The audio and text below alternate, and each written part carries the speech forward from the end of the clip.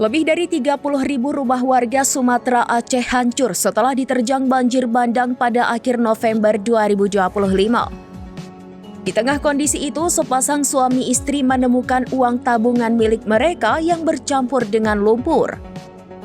Dari video yang beredar, seorang wanita terlihat membongkar celengan yang telah rusak terendam banjir. Celengan itu berisi uang dengan berbagai nominal, mulai dari Rp5.000 hingga Rp50.000. Celengan itu ditemukan saat mereka mengunjungi rumah yang terkena banjir. Uang ini disebut-sebut sebagai tabungan untuk menunaikan ibadah haji. Pasutri tersebut lantas mengucapkan syukur lantaran uang itu bisa digunakan untuk membeli minyak, gula, dan kebutuhan pokok lainnya. Namun hingga berita ini diturunkan belum dapat diketahui di mana lokasi ini terjadi. Diketahui akhir November lalu, wilayah Sumatera Utara, Sumatera Barat, dan Aceh dilanda banjir dan tanah longsor.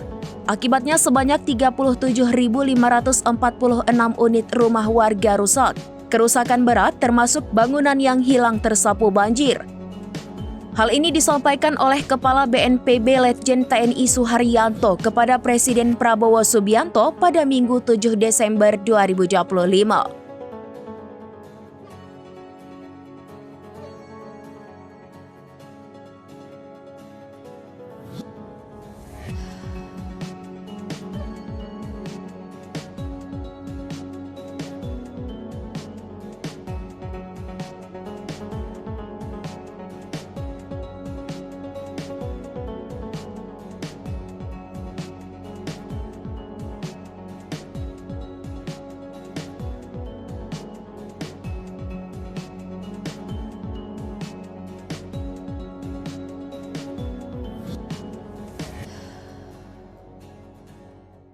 Download Tribun X sekarang, menghadirkan lokal menjadi Indonesia.